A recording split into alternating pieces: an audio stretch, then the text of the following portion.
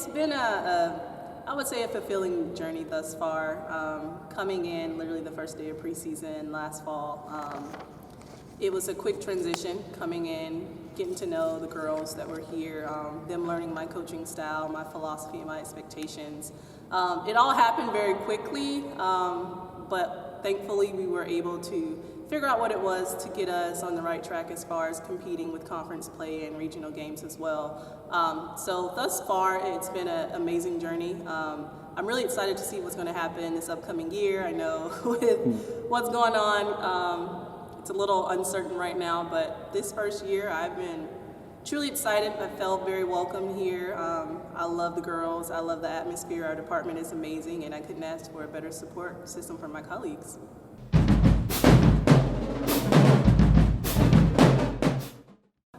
If you had asked me when I was doing it, I would not have had an answer for you. I woke up in the morning and we were just going with the flow pretty much. Hitting the ground running, coming here, I inherited 18 girls on roster. We finished the season with a strong 16. We were literally hitting the ground running with trying to implement my system of how I want an offense ran, how I would like our defense to be ran, what I'd like that to look like, finding their strengths and weaknesses as players, and overall, what was our team chemistry going to be like, what we're going to be our strengths as a team versus our weaknesses, and figuring out those things as we went along. It was a bit rocky, I would say the first month and a half, but once we got that rhythm and we started to learn each other, they were more comfortable with me as their coach, and we were hitting the ground running by towards the halfway through the season. I can truly say that they left a lasting impression on me, and I'm just excited to see how far we can go. We're going to ride until the wheels fall off. So.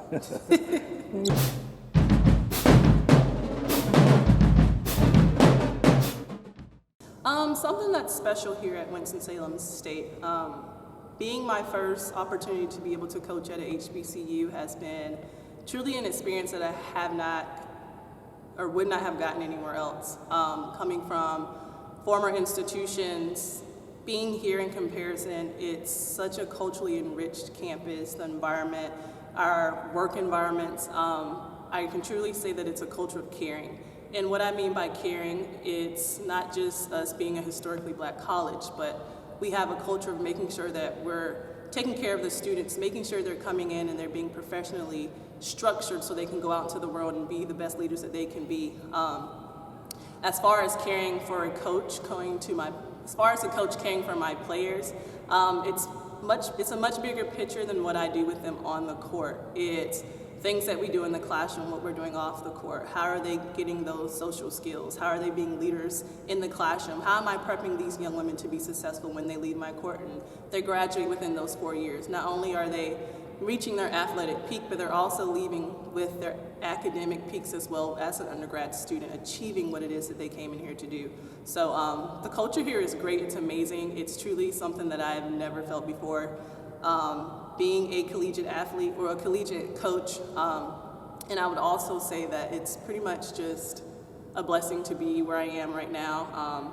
Like I said before, I never had colleagues in a department that supported me so much, and those people who can bounce ideas off of and give you their experiences from coaches who've been here longer than me, colleagues who are giving me tips and giving me partners if I need someone to talk to, if I need something as far as profession-wise. I always have plenty and numerous resources around here, so I'm pretty thankful to be in this space and this time right now.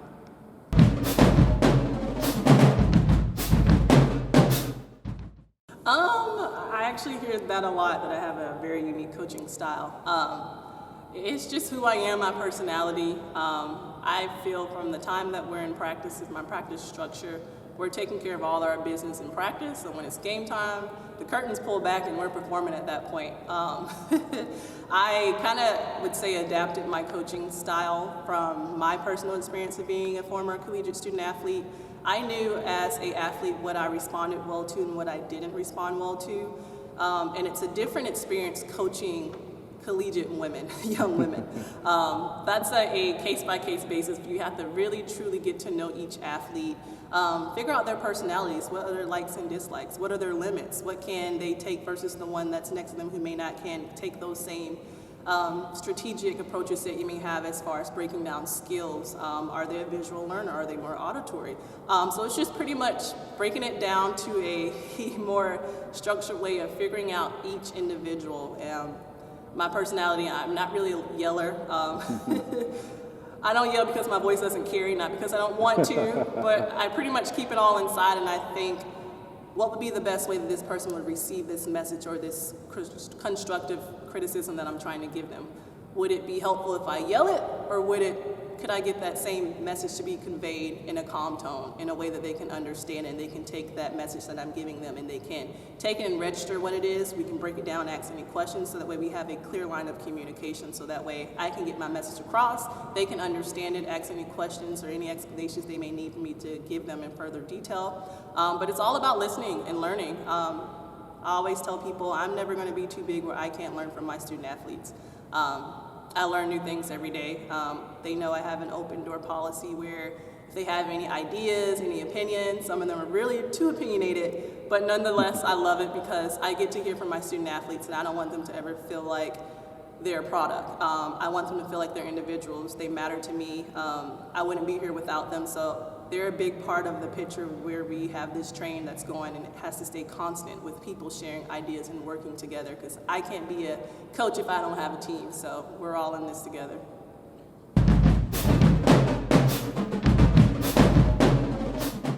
Every day, every single day. Any building I go in, the first question they ask me is, what's your student what's your student ID number? And I'm like, I work here, but it's a part of the territory, you know. I guess it's a blessing not to look your age, but at least I have the experience under the belt, so, you know, what they see physically, I can prove them with my experience, so.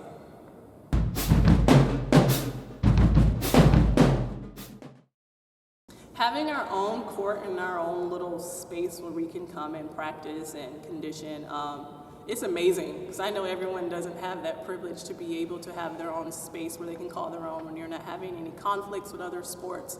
I love it. I don't know if a day will ever come we'll have to share. I'm going to fight as hard as I can. But it truly gives us an opportunity to make it our own home. Whitaker Gymnasium is a place where they saw many wins and many losses. They've earned championships in this gym.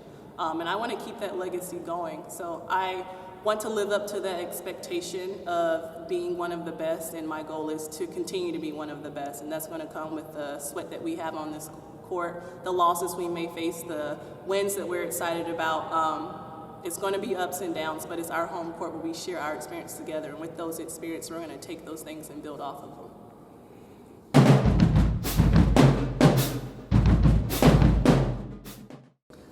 Playing in the South Division, I would say first and foremost, I'm proud to be a part of the Southern Division. We have very, very talented teams. The competition is great in our division. It makes us rise I would say it would make us, in a sense, raise our expectations. You can't be the best if you don't play and face the best. And if you don't practice like you're the best, then you're not going to be able to compete with the best.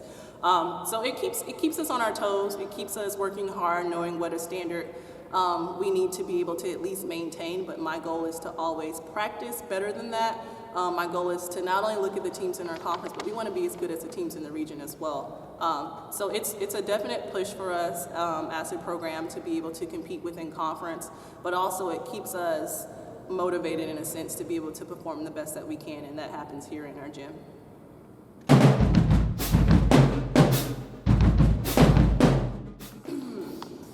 I would say the benefit of being at an HBCU, I think it's a once-in-a-lifetime experience. I personally didn't attend a HBCU, but I get jealous every day I can walk on campus. I'm like, man, I may have missed out on an amazing experience. But nonetheless, I'm here now. Looking at it from a student's perspective, coming from a world and a country where they may be looked upon as a minority, they get to come to a place and a campus where they don't feel that way. They see classmates who look like them. They see teachers that look like them. They're in a space where they can grow to be comfortable versus if they're coming from a high school or their hometown where they may not have been able to express themselves or even learn who they are. But I can truly say this is a special place where it's a great place for them to grow. Personally, it's a great place for them to grow professionally. Exceed their expectations academically. I can truly say academics here is pretty high tier, which I love. It's a great recruiting mechanism for me. But just the culture of being at a HBCU, it's just priceless. I spoke on culture earlier, of the culture of caring about each student, caring for their well-being, their journey here, teaching them how to grow individually, where they can go out into the world and use those skills and those traits that they learn here on our campus and go out into the world and be the best that they can be, whether it's professional. I just love to be able to hear their stories about them experiencing their experiences here at HBCUs and taking them out into the world and being these amazing leaders, going out to the corporate world and making a difference, which is what it's all about. Even if they're going back to their hometown or they're going to a huge city, it doesn't matter, because they have that experience of coming to an HBCU and being able to tell that story of how it changed and influenced my life. So I think it's a once-in-a-lifetime experience.